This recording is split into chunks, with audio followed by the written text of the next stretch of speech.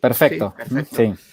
Bueno, pues en primer lugar, muchas gracias por haberme invitado. Son momentos de enorme incertidumbre y creo que encuentros como este nos permiten, a los que participamos y tenemos voz, pues compartir algunas ideas, pero espero que a todos los compañeros y compañeras que están viéndolo en directo también pues participar a través del chat o a través de las redes sociales.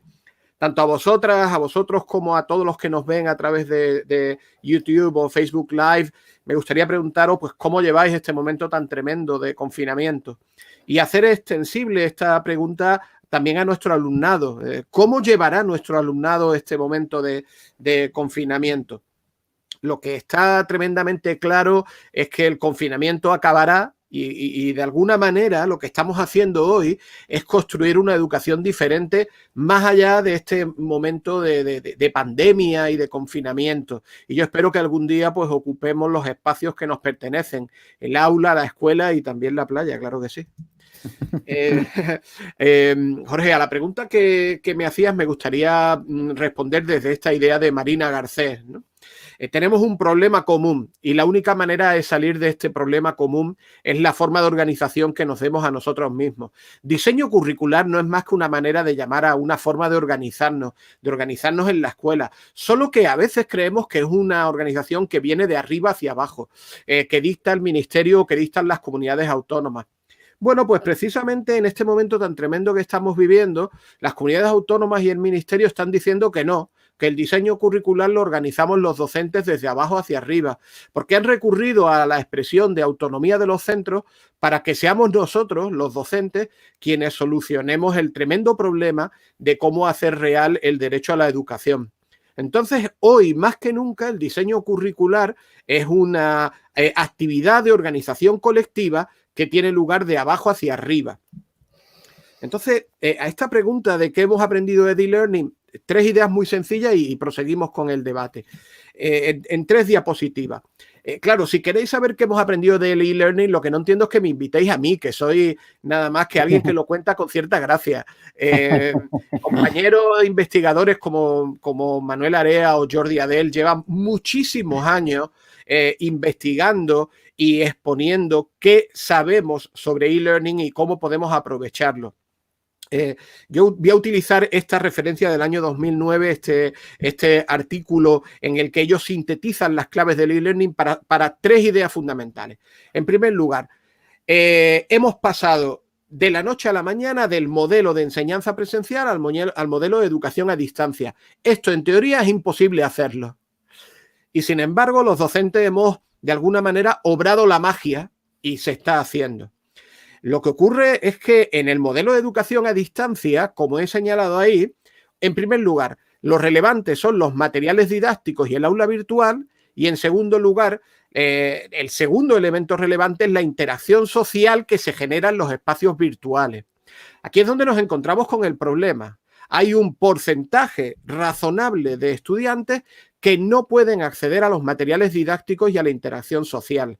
Y no quisiera yo pasar por encima de este problema como si esto no existiera. Esto debe estar sobrevolando todo este momentito que me habéis dado para tener la voz y también todas las decisiones que nosotros tomemos a partir de este momento.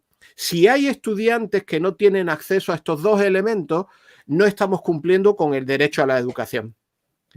En todo caso, estas cuatro dimensiones que Manuel Area y Jordi Adel ya nos presentaban, la dimensión informativa, la práctica, la comunicativa y la tutorial, son los cuatro elementos, los cuatro pilares sobre los que se sostiene un diseño curricular online, virtual o basado en el e-learning. Es decir, proporcionar información, ser capaz de desarrollar la agencia a través de la red, comunicarnos y después prestar atención, y aquí también vincularíamos con lo que ha contado Arantxa y lo que nos contará Ainara, con toda la dimensión de la atención a la diversidad y de prestar atención a cada uno de los individuos. Además, ellos incluso elaboran este decálogo que me parece muy interesante y muy vivo todavía, aunque sea del año 2009, para saber qué podemos hacer. Y sobre este decálogo, pues me gustaría realmente articular el resto de mi participación, si tú me lo permites, Jorge. Muy bien, Fernando, yo creo que nos has planteado, diríamos, dónde estamos, cuál es la situación y cuáles serían los primeros elementos reflexivos que los profesores tendríamos que asumir en este nuevo contexto de dificultad también y de haber tenido que obrar esa magia de la que hablas, ¿no? Pero ¿cómo podríamos usar esta información para un diseño curricular confinado? Bueno, como te decía, me gustaría esta idea de decálogo, pues construir sobre ella, pero no ya desde una perspectiva amplia de, bueno, trabajo en un aula virtual, sino del momento en el que nos vivimos. Es decir, cómo crear ese diseño curricular en este momento, no en una situación blended, que es la que espero que vivamos a partir de septiembre, en la que podamos tener el momento de encuentro presencial y el momento virtual, sino en este momento en el que lo presencial no es posible. Bueno, lo he articulado en torno a 10 puntos para poder desarrollar un poco mi participación de manera fluida. Los dos primeros no hablan de lo virtual, hablan de nuestra vida. En primer lugar, la idea de incertidumbre. Seamos sinceros, hay comunidades autónomas que ni siquiera todavía han sacado a la fecha en la que estamos las instrucciones de qué tenemos que hacer en el tercer trimestre del curso, cuando al tercer trimestre le queda escasamente un mes y medio. El nivel de incertidumbre es mucho mayor de lo que nunca hemos vivido en educación. Así que mi primer consejo es: tomémonos este momento con cierta calma, afrontando con cierto carácter estoico la realidad de que no podemos controlar todos los elementos, pero sin que esto nos impida ver que nuestros estudiantes tienen problemas y nosotros también. Problemas a veces menores, pues levantar a ese niño o esa niña a una hora razonable para que trabaje con el material online, o ayudarle para que no esté a lo mejor focalizando su atención en la televisión o en un videojuego demasiado tiempo. Esos son los problemas menores. Los problemas mayores son aquellas familias que tienen problemas sanitarios, problemas de salud, aquellas familias que tienen problemas sociales, que tienen problemas económicos. Esa realidad debe estar presente en el planteamiento de este diseño curricular de abajo arriba que estábamos comentando. Y a partir de aquí, pues tenemos que planificar en positivo, asumiendo la realidad y planteándonos muy en serio si podemos o si debemos reforzar contenidos que se hayan visto en los 2 primeros trimestres o anteriores, cursos anteriores, si queremos profundizar en lo que ya hemos visto o si queremos avanzar. Curiosamente, el verbo que en el diseño curricular, que podríamos llamar normalizado, nunca se conjuga, es el verbo profundizar, porque la vida en la escuela, como sabemos todos los docentes, tiene mucho más de correpasillo que de tiempo reposado. Entonces, quizás este tercer trimestre podría ser un momento privilegiado para profundizar en los contenidos, para aquel contenido que explicamos a veces con cierta prisa, pues ahora poder trabajarlo con un proyecto de investigación, con un proyecto de experimentación, etcétera, etcétera. Para ello yo me permito traer una referencia muy conocida en Estados Unidos y menos conocida en Europa y en nuestro país, que es la propuesta de la comprensión a través del diseño, Understanding by Design, de Wiggins y McTighe. Esta es una propuesta que tiene ya casi 15 años y un desarrollo, por supuesto, práctico y también de investigación muy poderoso, fuertemente apoyada por las grandes asociaciones de docentes de Estados Unidos y también por los movimientos de supervisores, ¿no? Que sería el análogo de nuestra inspección educativa. En esta plantilla de diseño que os muestro se resumen pues algunos de los elementos de esta propuesta de Understanding by Design. Como lo compartiremos, pues no profundizo en ellos, pero sí en algo así como en 3 pasos que podrían presidir nuestro diseño curricular de abajo hacia arriba. El paso 1, preguntarnos cuáles son las grandes ideas sobre las que queremos trabajar en lo que resta de curso. ¿Qué van a saber y saber hacer nuestros estudiantes? Y desde este paso 1, proyectarnos hacia el paso 3, que sería qué tarea auténtica es la que van a realizar para demostrar comprensión y, por tanto, para nosotros poder evaluar. Y entre el paso 1 y el paso 3, cuáles son las actividades de aprendizaje que nosotros vamos a proponer para que se produzca realmente ese desarrollo y ese aprendizaje.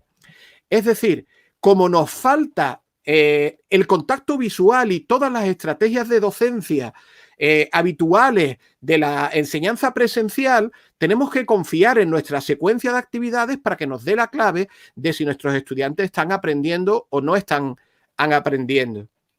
En este sentido, nosotros como, bueno, pues muchos compañeros y compañeras saben, utilizamos este Canvas para el diseño de proyectos que ha sido pilotado y probado, pues tengo la suerte de poder decir que en decenas de centros educativos.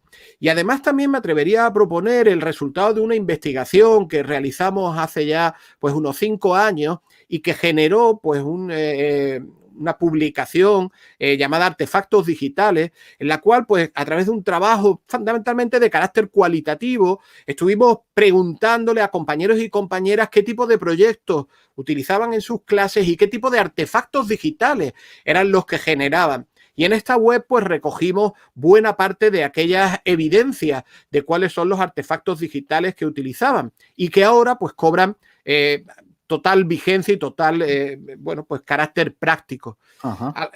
Algunas claves muy rápidas, muy abuela pluma. La necesidad de incorporar una amplia diversidad de fuentes de información y de vías de andamiaje para ayudar a nuestros estudiantes cuando nosotros no estamos. Sobre los procesos de andamiaje, ¿no? De scaffolding en inglés, hay muchísimo escrito desde que, pues, Jerome Brunner y otros especialistas de la psicología del aprendizaje, la psicología cognitiva y cultural lo propusieron, pero tenemos muchos elementos que podemos utilizar para ese andamiaje y ir construyendo esos pasos que puede ir dando nuestro alumnado.